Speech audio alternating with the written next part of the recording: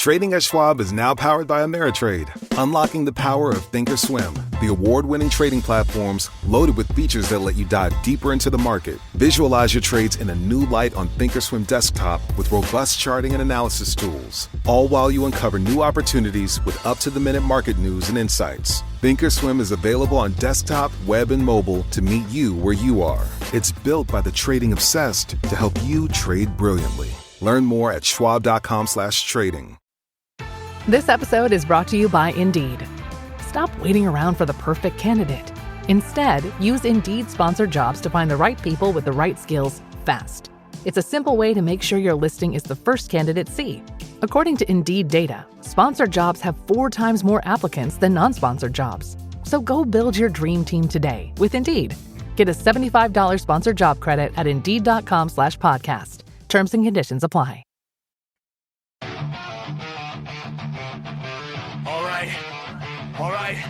All right.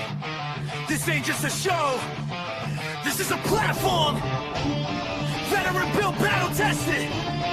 Welcome to the Misfit Nation. Yeah!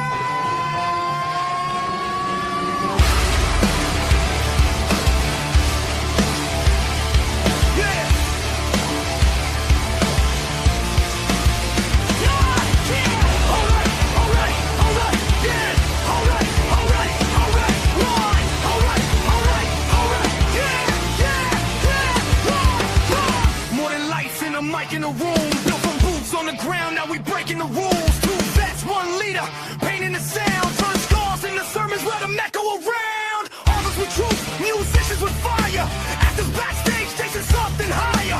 Entrepreneurs bleeding just to get ahead. If you fought for your dream, yeah, you are what you said. If they told you no, if you still came back, if you fell to your knees but you stayed on track, this is your voice, this is your flame. Say it loud, remember the name. No salvation, just elevation.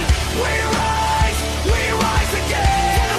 From the fight to the end. We are the Misfit Nation. No damn labels, no damn cages. If you're still breathing, you belong. Turn it up. This is our song. Yeah. This is our song. Yeah. Veterans standing with ghosts in the chest. First responders running in while the world second guess. Gold star names carved deep in the soul. Your story ain't over, we carry the whole. Coaches teaching mindset, breaking the chains, turning barely alive into owning the pain.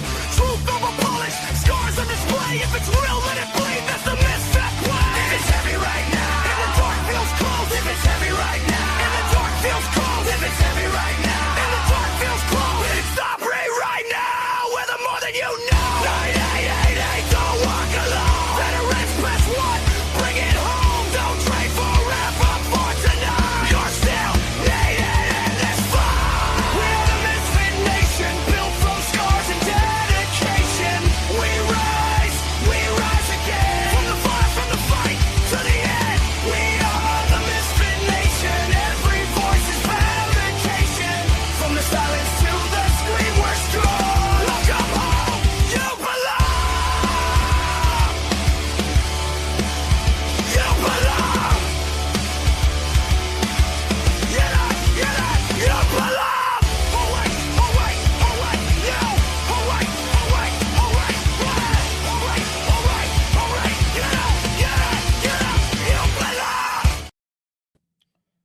Woo! All right. Welcome back to the Misfit Nation and the Sunday after dinner edition, coming at you from an hour ahead into the future in the Eastern Standard Time tonight, as we are on yet another road trip.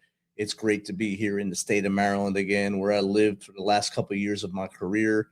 Now we're in Frederick, Maryland, a new pin to put in our map for the Misfit Nation of where we've gone live. Tonight we have a great guest, but before we get to that, let's pay a little homage and keep our thoughts and prayers in mind for Kentucky, the Kenwood Middle School in Clarksville, Tennessee, my hometown. Tragic bus accident the other day. We lost 2 little girls, Ariel and Zoe. We lost them, and in the crash, 2 2 fatalities going. Their names are going across the bottom of the screen right now. Keep them, their families, of course, their classmates that were on that bus and seeing that, and they're going to have to think about that for the rest of their lives. And their classmates that are in school on Monday and not going to see them anymore. Let's keep them in your thoughts and prayers as we go through our days. And make sure you hug those little ones that you have in your lives every day. Make sure they know you love them. And make sure you always tell the people around you that you love them, because you never know when tragedy can strike. I don't like starting the shows off like on bad notes like this, but I believe that we need to pay homage to those 2 little girls and their families. And let's keep them in your thoughts and prayers as they go through this horrible time. Now let's switch that pace and get our guest coming up on here. He's an Army veteran, a military and government contractor in both Iraq and Afghanistan for 15 years. He worked on programs like the Afghan Special Forces Mentoring and Training Program and the Iraqi Air Force Pilot and Maintainers Training Program. Now he's an author of the book Amir, and I'm going to let him tell you more about himself as I bring him in. So without further ado, let's welcome Mr. Dean Davidson to the Misfit Nation. Welcome, Dean. Hey, Rich, how are you? Good. How are you? Good. I'd like to kind of piggyback off of what you said. Thoughts and prayers go out to those family members. Also would like to remember the 13 that we've lost already in Epic Fury as well. Thank you. That's a very important one as well. And to those war fighters that are over there at the tip of the spear, giving it all they got every day, 24/7 really.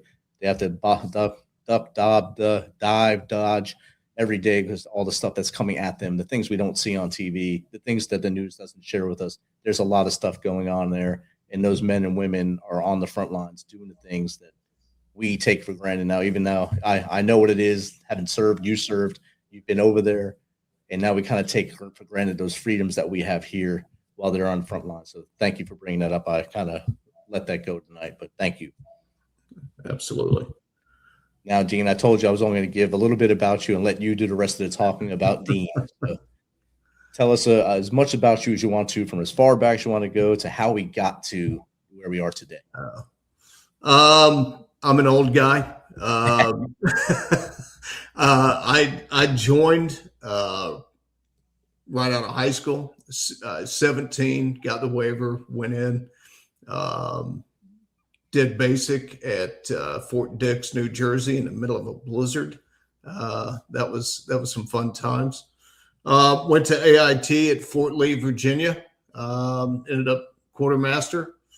And then when I got to my first assignment in Germany, got promoted rather quickly, made E4, from E1 to E4 in less than a year.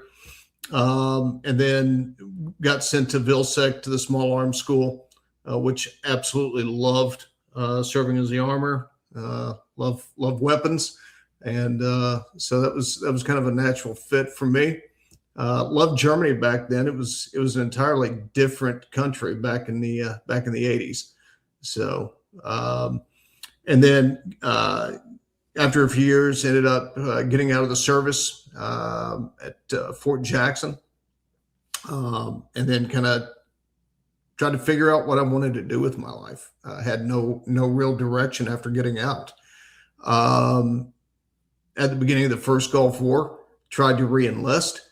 That was an interesting story. Recruiter called me back a few days later, said, "You did say re-enlist, right?" I said, "Yeah." He goes, "We got a problem." I'm like, "Oh, what's that?" He goes, "DA has no records of you ever being in the military." Oh man. So spent nearly a year through MilPers and some other avenues trying to piece my my military records back together. But yeah, I found military contracting in 2005. Started contracting a couple of years here and there with a couple of different government contracting companies overseas in Iraq. Did my first deployment out to Afghanistan in 2008. Good friend of mine, one of my absolute best friends in the world, retired Air Force E8, sadly no longer with us. I was working a dead end job at the time, and after having already been in Iraq for several years or a few years rather, and doing a desk job, ready to slit my wrist with a spork, and Smitty called me from overseas, said, "Hey, you want a job?" And I said, "Well, what are you doing?" "Well, don't worry about it. You want a job?" I said, "Well, who are you working for?" He goes, "Don't worry about it. You want a job?" I'm like, where are you at? He said, "I'm in Afghanistan. This is what it pays." And I said, "All right, when do I leave?" So it turned out that was my introduction into contracting directly with the teams. And that was a part of the Afghan Commando and mentoring training program that we did out in Kabul. My very first day on the ground, Smitty tossed me the keys and said, "You're going to have to drive. You're going to have to figure out where we're going, because I'm taking PTO in 2 weeks." Oh, wow. And so we had this little 4-cylinder Hilux soft shell. We didn't drive around in convoys. We kind of came and went as we pleased. We had a little placard up on our windshield, and we got in and out of the gate whenever we decided to. And we pulled out of the depot after going and checking in some equipment there for the team. Pulled out onto Jalalabad Road, and I noticed a red Toyota Corolla pull right out behind us from the side of the road, started following us. We hadn't even gotten our sidearms issued at that point. And so I'm kind of downshifting, trying to pick up speed and going through traffic. And of course, you know, the little buses that pull over on the side of the road, pick people up and take them a little ways down the road, and they get off. And we saw the bus pull out into our lane. Smitty was like, "Bus." I said, "I got him. Got it." What I didn't get was the bus had stopped right in the middle of our lane because there were no taillights on the back of that bus. And we ended up hitting the back end of that bus at about 85 kilometers an hour. Engine mount snapped, engine and transmission came out under the vehicle. Don't know how we walked away from that, but we did. Smitty had the team lead's number on speed dial, called him, and those guys were Johnny on the spot. But my first day on the ground, I blew out my C2, 3, 4, 5, and 6, L4, L5, S1, and so through medicine and shots and the team doc, I made it a year on that contract. Wow. So that was day one. So and the contracts just kept getting better from there. So just a quick intro to some of the interesting things. You can only hope the contracts got better from there after a day one being like that. I was at Jalalabad in 2012 on our way out in Jalalabad, and they had a VBIED go at that side of the compound where the Afghan Special Forces compound was on the commando side there. A VBIED came in there, and we had already turned in all but I think 5 rounds each at that point.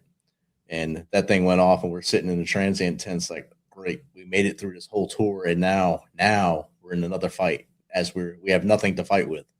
And you can just look outside, see the smoke coming up. You can hear the firefight, and just hope that it didn't come across the flight line. Oh yeah. Yeah, we were attached to the Kandak there at Polish Sharky, what ended up becoming Black Horse. But that was interesting. So General Order number 1 was more of a consideration than an order in those days, especially when you had the French and German compound just down the road. Yeah, I bet. Yeah. So, you'd go from having somebody chase you or shooting at you, and that night you were sitting on the French compound having fried camembert for dinner, or schnitzel, either one. You pick which one you wanted. It's a whole different world. There were some surreal times. It was interesting. Definitely. And When did you transition out of overseas contracting to getting gigs on this side of the world? I mean, there would be times over a 20-year period where I'd come home for a year, maybe two, until I just got itchy feet and I couldn't sit behind a desk anymore. But the wife basically gave me an ultimatum after the last contract in Balad, and she said, "Look, I didn't get married so I could end up living like a widow the rest of my life." So I think I've been patient long enough, and God bless her, because she's had to move. This is like the 18th move she's done since we've been married. So she's been a trooper through it. So 2020 was the last go round. And so I started sitting behind a desk doing subcontracts management stuff for different types of government contracting, whether it's NAVFAC contracts at San Diego, or whether it's out in Camp Lejeune, or FEMA contracts, or anything that it required FAR, DFAR requirements. Just based on my knowledge of those over the years. And that's kind of what led me to doing this. And as I'm getting older, getting out and kind of moving around a little bit, it's not as easy as it used to be, especially with some of the aches and pains. But when I see things going on, and it's kind of a joke in our family, because the wife and I'll sit and watch the news at night. And every time something comes on about a new conflict or something, she'll just pause the TV and turn and look at me and go, "No." And I'm like, I didn't say it. She's like, "Just no. You're not doing that again." So, yeah, it's kind of hard to sit in the bleachers. It is. It's very hard, and especially when you've done it for so long, you get that itch. It's almost like an addiction. You got to be back in it. You feel like you're not doing enough now because you're on this side of it and not able to give back to those who are over there, and maybe help out that little bit and give that little 10 cents, 10% of what everyone else is doing, and try to help them out and get ahead. And it does really feel bad when you're only can watch it on the news or YouTube and see what's happening. Well, and you make a really good point. At least for me personally, that was So I got recruited for SVAS back in Germany in the 80s, when they started doing inter-theater recruitment for special forces.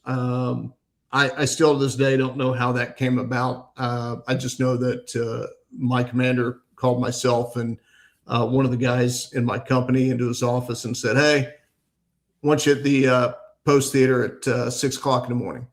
I'm like, we just did our piss test. Like, what are we? And they're like, "Nope, something different." Like, all right. And so Special Forces started doing, I don't know if it was the beginning of the SVAS program, but somewhere like that. And I had wanted ever since I was a kid. That's all I ever wanted to do. Right. I either wanted to be Zorro or James Bond, and both those jobs were taken.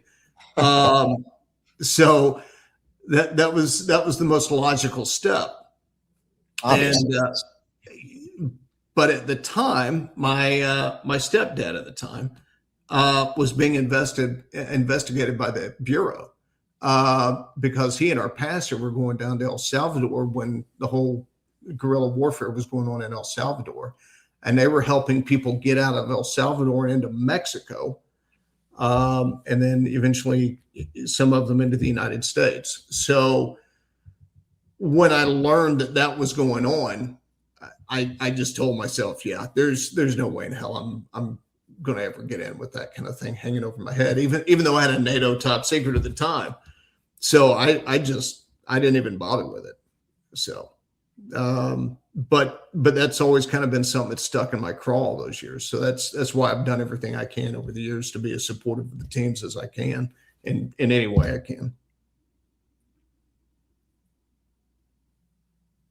It's outstanding. And I mean, you gave your career early days to the Army. Let the Army beat you up a little bit, and there's no two ways about it. You're gonna get hurt, and something's gonna go wrong in your body after being in the Army.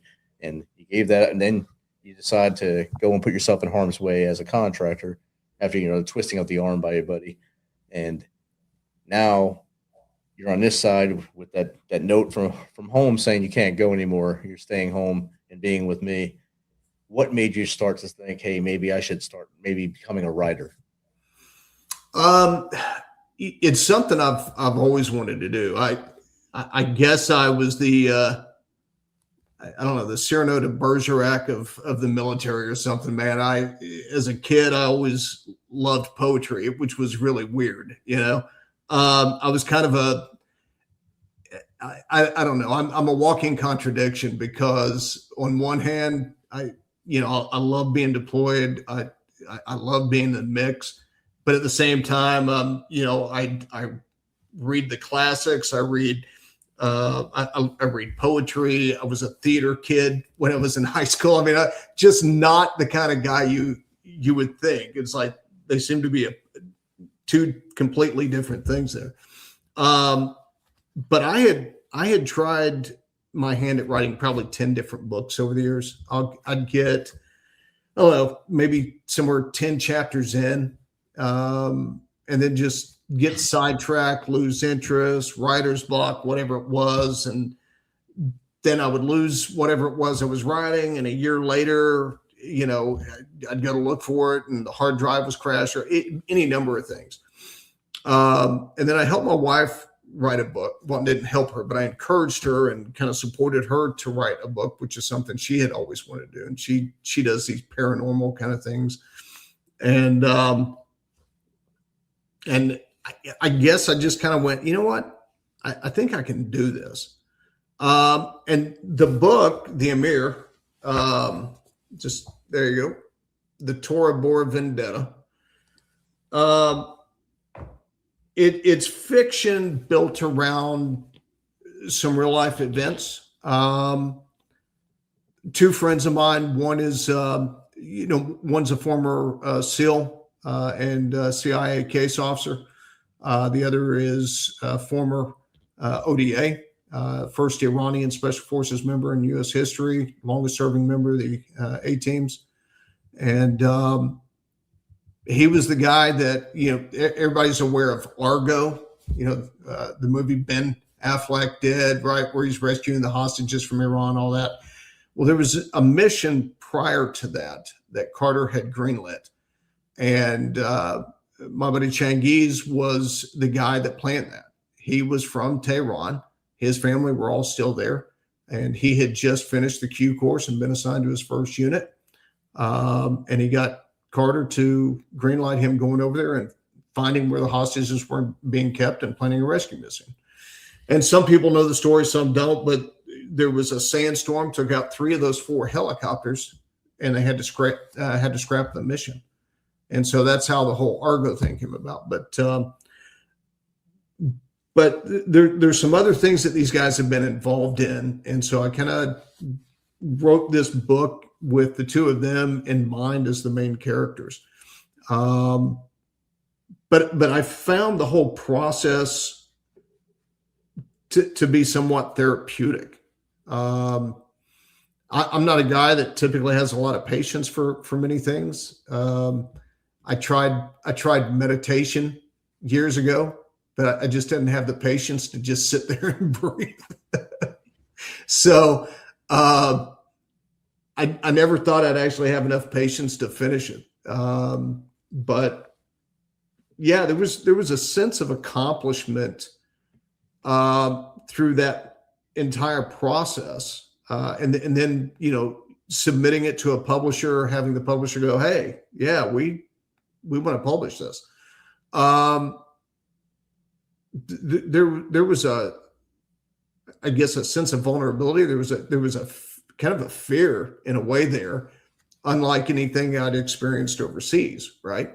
I'm sure everybody's seen the meme of Donald Duck laying on the cot and he opens his eye and then goes back to sleep. Right. As it pertains to incoming. But I mean, you know as well as I do, man. That's a thing. You're in the GP mediums and you're laying there the first couple of weeks, and incoming's coming in. You can't go back to sleep. But after 2 weeks, you're like, oh, that's off. That's outside the wire. You just go back to sleep. But yeah, there was a bit of fear putting myself out there, kind of unlike anything from a physical perspective I had experienced. And yeah, had to kind of grab the guts and go, okay, let's see where this goes.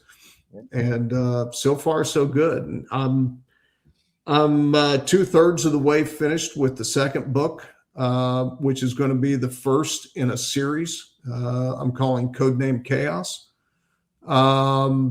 And if anybody's read the Amir yet, this next series it's a lot grittier. There's a lot more action. It gets a little dark in places, but you know, it's about as real as I can make it.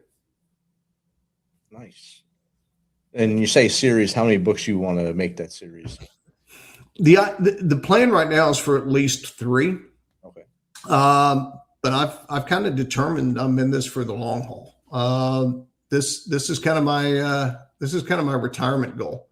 You know, and I'm not doing this to make money at it. That was never the intention.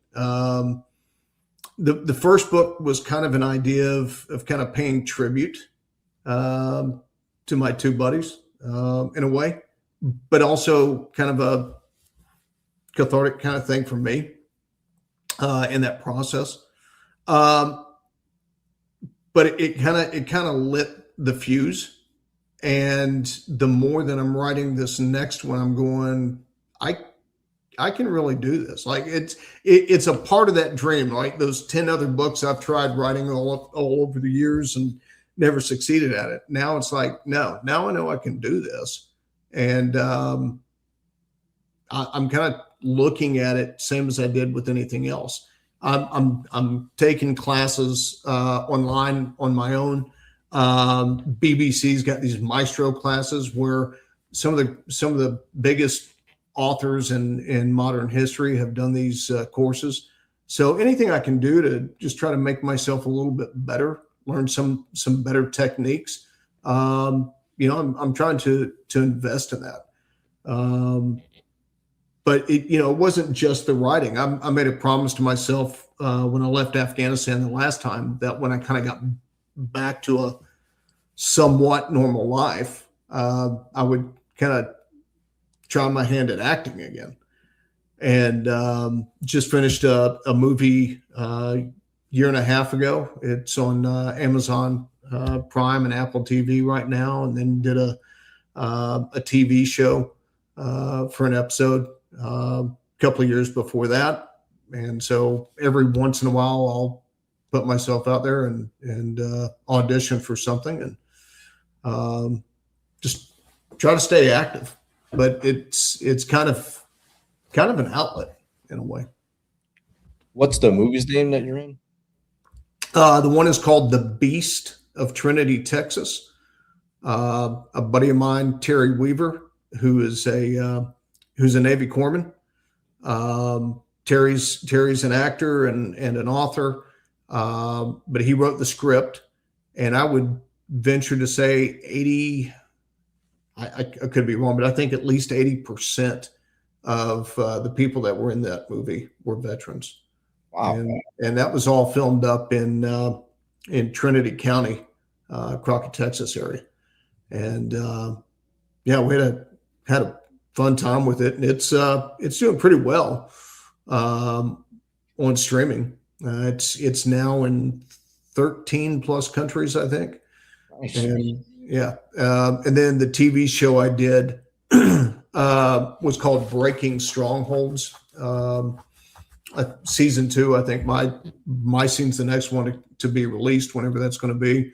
But it's more of a Christian faith-based TV show. Okay. But yeah, I mean, I I don't know. I'm a weird guy. I kind of try my hand at. I don't let fear stop me. I'm one of those guys that goes, I can do that. And you're building your IMDb page as you're doing all these things as well. Oh, yeah, it's funny. When I'll tell somebody, they're like, "Hey, what have you been?" I'm like, "Well, go to my IMDb page," and they're like, "Yeah, right." They're like, it's somebody you work with, and they go, "You're an idiot!" Like, like there's no way. Yeah. You'll be surprised how many people wind up on those pages just by being on a show like this. They get added to my IMDb just by being a guest. So, all right, everyone gets on there. There you go. So, in some roundabout way, we all wind up being famous without trying, or infamous. Infamous, exactly. Was Tim Comer in that movie with you? Tim Comer, EOD guy. What is he? He's an EOD guy. I'll look up. I actually flew in. We were living in Tennessee. I was actually living in a camper down by the lake.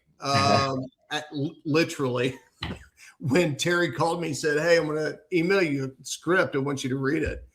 And then he said, "What do you think about playing the pastor?" And I was like, "Yeah, I'm in." So I got on a plane when it was time to shoot, flew back into Houston, rented a truck, drove up to Crockett, and filmed for the day, and then flew home. So I know a good number of the folks that are in that movie just as personal friends, whether it was through acting class or through Terry or whatnot. But no, I don't remember meeting Tim. No, there's another guy in there, another veteran named Tim Scoggins that was in there. And I'm trying to remember what Tim did. I think he's an Army guy. But yeah, there was a ton of military guys in there. And that was kind of a sense of pride. And the funny thing is, Terry and I, when we first met in acting class, we just kept looking at each other like, "You look real familiar." And he goes, "You ever see the show?" And I was like, "No." I'm like, "What do you do for a living?" And he told me. I'm like, "No, that's not it." And he was like, "Military?" I was like, "Yeah." He's like, where were you at?" And I said, "Well, the last so many years, Iraq and Afghanistan." "Where were you in Afghanistan?" Camp Polisharky, Camp Phoenix. Camp Phoenix. I'm like, "What?" He's like, "Yeah, I was a corpsman. I was attached to the Marine unit." I was like, what? He goes, "It had to have been somewhere in the PX area or something, man." He goes, "So it's the only thing we could figure out." But we were both like, "Yeah, you look real familiar for some reason." Jake said that Tim was a set man in the movie. He looked it up. A set guy. I'll have to look him up and see. Ask. Oh, so does he know the guy? Does he know the movie? He just looked it up. He said, and I guess he talked to Tim, and Tim when Tim was on the show, because Tim was on the show about a year and a half ago. He told us about things he was doing, and that might have been one of the things. And Jake probably remembered because he was on the Tuesday crew. Gotcha. Yeah, I'll tell you what, man. The guy y'all had on Tuesday crew a few shows back, the grunge music. Oh yeah, Michael Allen. Yes. Yeah, I need to get some of that. Who did your intro song, by the way? I did. You did that? Yes. I'm sitting here going, it's like, banging my head. It's like 5-finger death punch or something like that. That was the goal. It was a cross between like the Jay-Z and Linkin Park move that when they did that collaboration, and straight 9 Inch Nails and grunge stuff that we listened to while deployed to get everyone pumped up. It seems to work. Everyone seems to like it now. So I think I hit that one. No, that's a great lead-in song, man. Good job. Thank you. All right. Oh, we got a question from the audience for you. This is from Cinnamandi1. Dean, after everything you experienced in Iraq and Afghanistan, what was the moment that tested your resilience the most, and how did you push through it? Wow. If I have to think back, and forgive me, because I talked about it earlier, but sometimes when I go back to it, it kind of hits me. Like I said, Smitty was one of my best friends in the entire world. And before we hit that bus, it's you know how fine that sand is on the ground. I mean, it's like it's like snot. It's so slippery. And I was cranking the wheel and pumping the brakes, and nothing worked. And I just remember looking over towards Smitty right when we were hitting, and I remember seeing his head bounce off the dash. And then when we finally got out of the vehicle, I remember I remember thinking, because we had probably about 50 different villagers that had just come walking up from the village, and people had gotten off the bus that were really pissed off. And all I could remember thinking is, yeah, my mom's going to see me hanging from a bridge somewhere on the news tonight, right? That was the first thing that came to mind. But also seeing it and feeling responsible, since I was the one behind the wheel, and thinking that my best friend may be getting killed as a result of that. That was kind of a hard thing to swallow. Still is. But that being day one and having to push through the spinal injury for the rest of the year for that was the toughest part. That was probably the toughest one. But just keeping that don't quit mentality, and also after what we had just gone through, making sure I didn't let my friend down. Definitely. And I think every veteran has that same feeling, especially if you lost somebody or someone close to you is taken from us. It weighs heavy on your heart. It weighs heavy in your head. And your next move always has to be something to make them proud. And maybe, is this something they would do? Is this something that they would say, hey, great job, Dean, or hey, this great job, Rich? Is that what they wanted? And how do we live their legacy, keep their legacy alive? One, by saying their name as much as we can, and two, by living life with purpose. And I think that's what you're doing.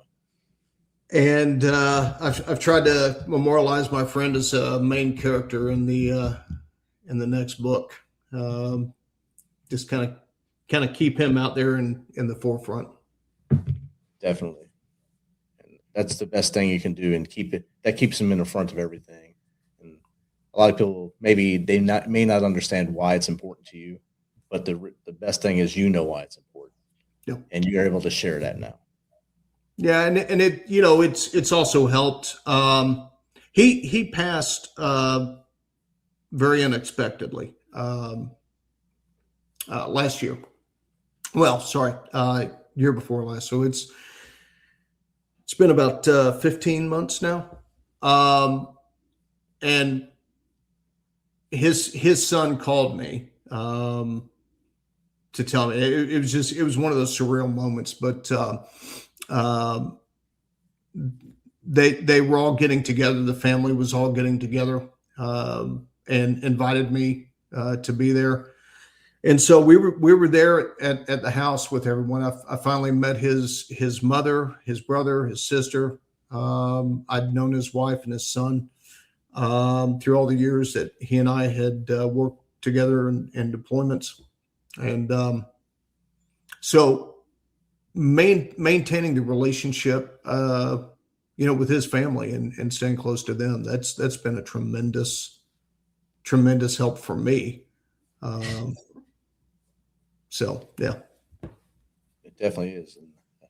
And you can tell just how you got emotional during that answer and letting it go. You can tell what it means to you and what he meant to you as well. And that's what it's all about. And Yeah. doing the things we do after is what makes it better. You know, I think sometimes we get caught up in the whole, machismo thing sometimes, but I think that there is a love and a bond that you develop with your brothers and sisters in arms, right? And I'm including the female soldiers and Marines in that as well. There is a bond that you develop in those moments that you don't have with anybody else. You don't, because you haven't gone through that extent of life or death. You haven't gone through those moments of wondering if that's going to be your last breath or not, right, with anybody else. So there's a bond and a love for one another, for your brother and your sister, that you're it's going to be different than you have for anybody else. And I'm not ashamed to ever say, hey, I love my brother, right? And I would do anything in the world for him, right? I think that's how we are. I think sometimes we're afraid to admit that, but I'm too old. I don't give a shit anymore. I'll say it's just the way it is. It's afraid to say it, and a lot of us are hard-headed, and that's just the veteran community in general. Hard-headed is that should be like the first thing, like Rich LaMonica, hard-headed, and then whatever else I do, because we all have this problem with, one, sharing our feelings, two, getting help for our feelings, and getting help for our head, any injuries. Like you, for a year, you relied on the doc that was there to help you, but you could have probably went further away. You could have probably went to Germany and then back home with those injuries, because you're hard-headed, and you didn't want to leave your buddies behind there. So I'm still dealing with it now. I just went to the VA on Thursday, and I got to tell you, and I know everybody out there will know this. Has anybody ever been able to say, I had a great experience at the VA, right? Like, oh man, that was fantastic. Let me tell you, Thursday, I had a great experience at the VA. So I told you we just got transferred to this new location. It's kind of in the middle of nowhere out here, but there's a VA hospital, and it's seen better days because it's not in the best of shape. So the nurse had come in and she did the vitals and the check and all that. And a couple of minutes later, she's like, the doc will be in a few minutes. A couple of minutes later, this guy maybe in his 30s, early 40s, bald head, beard, chain around his neck, and scrubs. And he walks in and pokes his head in the door. And I was like, can I help you? He goes, you Davidson? I said, yeah, the nurse has already been in, man. I'm waiting on the doc. He goes, yeah, I'm the doc. And I was like, what? Wait, what? And he was the most laid back. And he said, look, I do things a little bit different. He said, I'm a vet, so I'm going to talk to you like vet to vet. And I was like, okay. He goes, and if you're effed up, I'm going to tell you you're effed up. And I just looked at your records. You're effed up. I was like, thank you.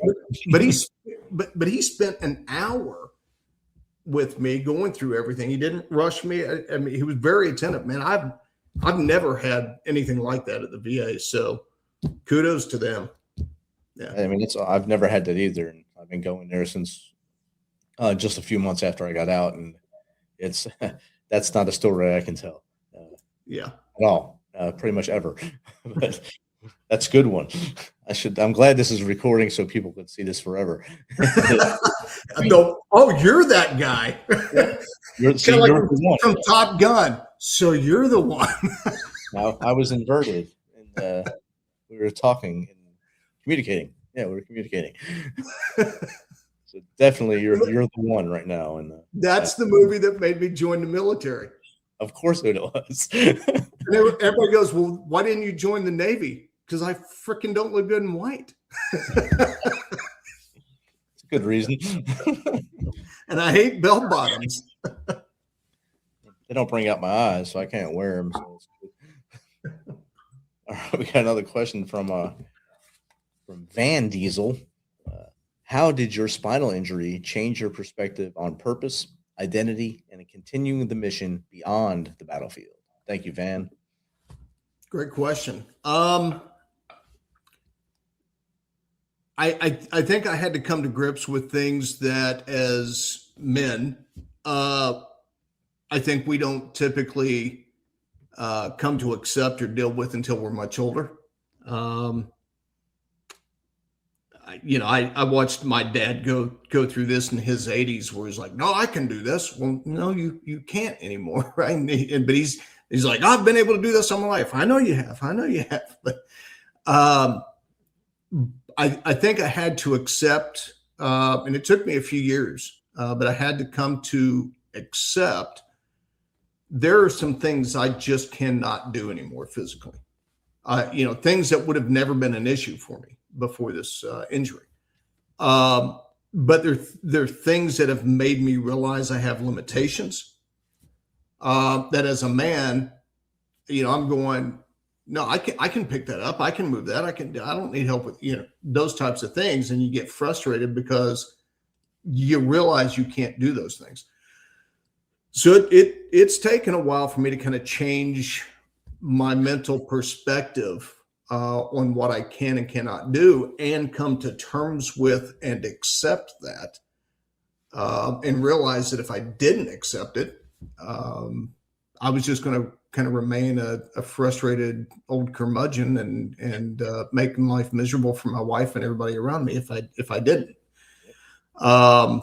So yeah, I mean, it took a while for me to get there, but again, it's one of those things we're stubborn and hard-headed about things. And I still will occasionally do things I probably shouldn't. And then I end up grabbing a heating pad and having to sit down for an hour to relax the muscles and the issues in my spine, because my wife's like, was it worth it?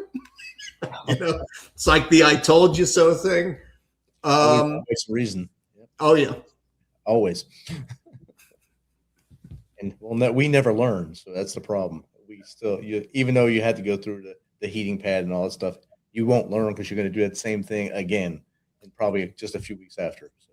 And until the surgery, I've been putting that off. The VA's been trying to make me do surgery, and thank God my wife is a retired nurse, and she worked that unit for a number of years. And when the first VA doc said, I think we're going to have to look at surgery, probably need to put a rod down, my wife goes, like hell you will. I was like, what are you doing? She's like, She's like, I've never seen anybody get better after that. It's a gift that keeps on giving. You think you're in pain now. But I have been hearing a lot of people talk about the new fusion surgeries that they're doing, where they're fusing those discs together, and people are saying they're feeling better than they have in years.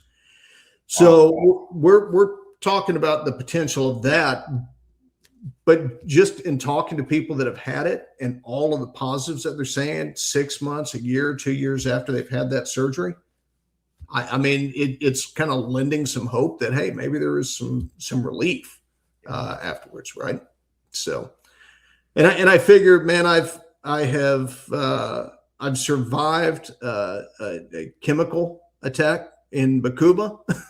I've survived incoming rounds that took out my office when I was supposed to be sitting at my desk. I've survived getting chased by insurgents. And I mean, there's all these things that I've somehow miraculously through the grace of God have survived. So I'm sure a little spinal surgery will be okay. I can handle that. Yeah. And again, it goes back to the question about perspective, right? I think if you put everything in perspective, man, there's been so many times that I shouldn't have walked away. And every day after that was just a blessing. So if I keep that perspective, it kind of helps keep my head on straight, right? It definitely does. And you keep pushing forward no matter what the pain is, and if that's spinal surgery at the VA, that's the second check on that thing there. At the VA is the other portion of that. If that's the way it's going to go, let it happen, and maybe they'll get it right. If it's the fusion or the rod, I'd go with the fusion myself, because I've had some friends get the fusion after some bad jumps, and they feel a lot better. They are doing a lot better than they did before. Well, and you know, when that first happened and I first started going to the VA with it, the first thing they wanted to do was give me oxy. Of course. And I went, no. And they were like, but you're in a lot of pain. Like, yeah, but I'm not taking oxy. It's like, well, we'll put you through pain management. And then I'm like, all right, we'll do the PT. I'll go do the swim stuff to try and strengthen the muscles in the back and all, you know, all these different things. But after about the 6th or 7th time that they tried to put me on oxy, I literally told the doc at the time, I said, if you offer it to me one more time, I'm going to file a complaint with the medical board. I said, I've seen you do this shit to too many vets, right? They come in here, they're in pain, they're suffering. First thing you do is put them on narcotics. They get hooked on it. You never treat the underlying symptoms, the issue, right? And then they end up having an addiction problem. I'm not going down that road, right? So now, a few years later, when the discomfort and the pain is just getting to the point where it's like, all right, I'm at the point where I'm tired of toughing it out, right? Being stubborn. Maybe I can, not oxy, but maybe there's something else that can help relax the muscles or, you know, whatever. And they were like, oh yeah, we don't give out pain medicines anymore. It's like, of course not. Why wouldn't you? Jake chimed in when you said that Top Gun's why you joined the military. He said now he feels old because he was in AIT when Top Gun came out. He joined because of Apocalypse Now. Well, he's not much older than me. Wait, he joined with Apocalypse Now. He'll say something else here in a second. He also said Bakuba was a lovely place. It wasn't it? Bob Warhorse, man. I had some great times. There's a story I'll tell at a different time about how spaghetti and meat sauce saved my life that day. Oh my. I'll take one last question from the audience here. This is from Come and Get It. You've traveled to over 50 countries. What's one lesson about people or culture that changed the way you lead and communicate? Thank you. Oh man. Yeah, no, that's a great question. Thank you for that. Going back to why I've traveled real quick is my aunt and uncle, they traveled the world. I mean, they traveled around the world 3 or 4 times. And I remember being a little kid, and after they would go somewhere, they'd always come back home and they'd have the little slide things because they get all the pictures done in slides, and they do a slide presentation for the family to talk about and show pictures where they've been. And that just really inspired me to want to travel around the world. And so the military and military contracting gave me the opportunity to do that. And so one of my primary goals as a teenager was I wanted to travel all over the world. I wanted to see as many places as I could, experience as many different cultures, language, foods, all that stuff. As I got a little bit older and I started doing that traveling, I kind of started thinking about, well, I wonder how they're interpreting me as an American, right? Because I've been to a lot of places where, no offense, I'm an American too, and I love my country, but some of y'all don't know how to act when you travel someplace, right? You're loud, you're belligerent, you expect everything to be the way it is, just like it is here at home. And so my perspective was, how are people seeing me versus how am I seeing them? How do they perceive things that I take for granted? How do they see it? So when I started just being curious about that, it really kind of enlightened me a little bit, because I started looking at, everybody sees things from their own vantage point, right? What they've been exposed to, what they understand, what they know. And if you've never had experience with something, you've never been exposed to something, you don't have a point of reference to really, so you're not going to see the same thing, something the same way that I do, right? So I think it started making me a little more understanding of how people view different things, right? So, but I think it also, leading teams of 25, 30 people, at different times, different companies throughout the years. It's always been a wide variety of people, whether they're from India, whether they were from Russia, whether they were from Nigeria, wherever they were from. It opened me up to trying to see things from their perspective and having a little more understanding from where they were coming from. And I think, and at least I hope, that kind of made me a little bit better leader in that perspective. I'm sure it did.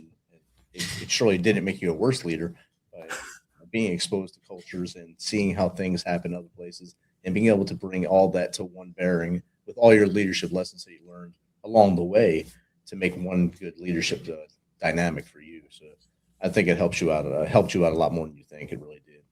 I hope so.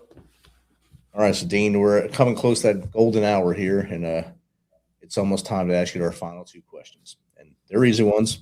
One you should know by heart. So what's the best way for the Misfit Nation, our audience, to get in contact with you if, say, some of them want to have you on their shows, or maybe they just want to talk to you about maybe how to get to Hollywood, how to get into writing and stuff like that? They can reach out either through Podmatch, which is where a lot of the podcasts and interviews that I'm doing, that's where those are coming from. Or they can email me. I'll give you my email address here. I'll put it out there. It's American.grizzly55@gmail. All right, I am sharing it to the world. It can't come back now. Oh, wait. Oh, that's not the one. That's your other handle. I got it. Oh, yeah. Oh. I also shared your author page on there. I've been sharing it throughout the show thank you. I just set up a YouTube channel and have started working with this brilliant I don't know if I should call him a cinematographer or what he is. He's from Hollywood, moved to Texas, and he's done some of the shows for Discovery and History Channel and things like that.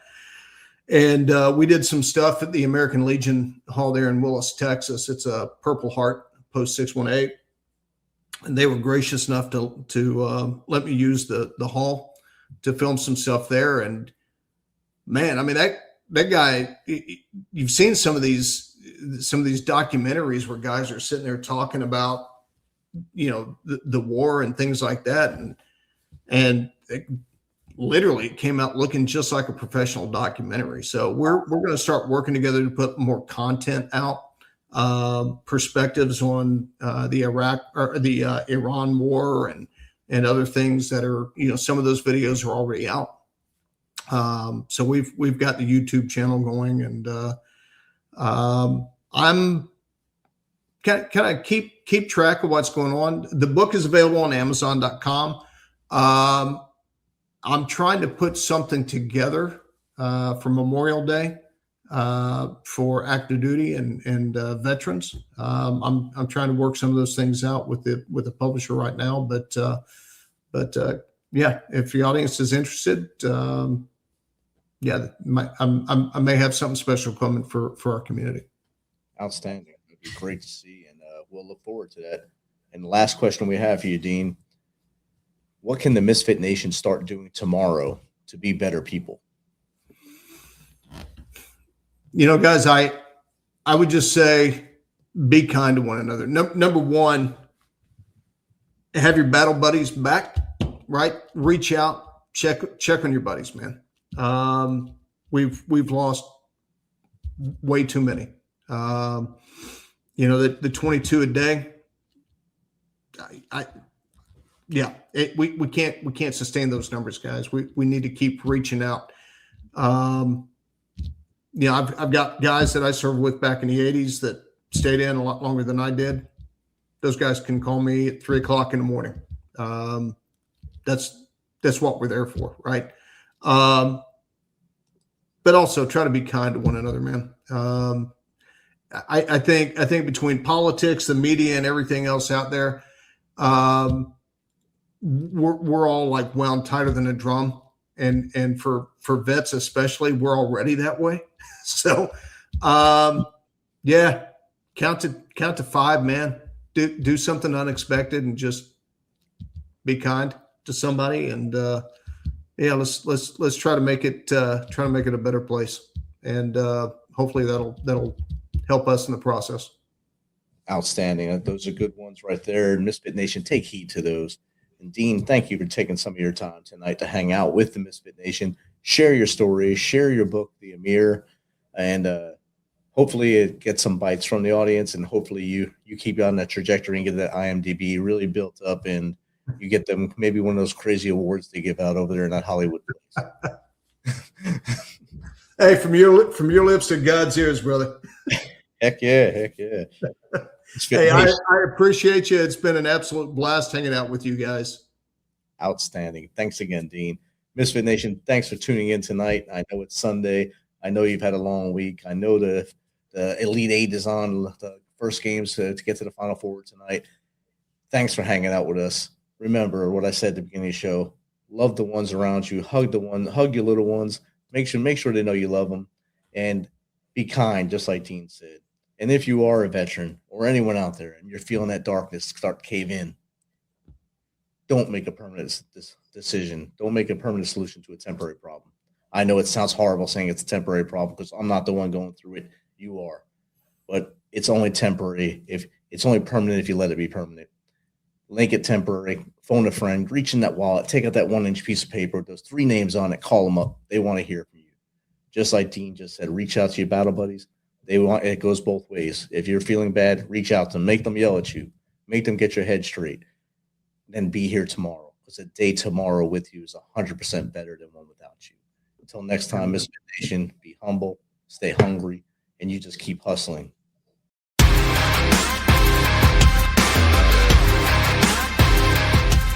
Thanks for checking us out and being a part of the Misfit Nation Show. Don't forget to visit our website at themisfitnation.com.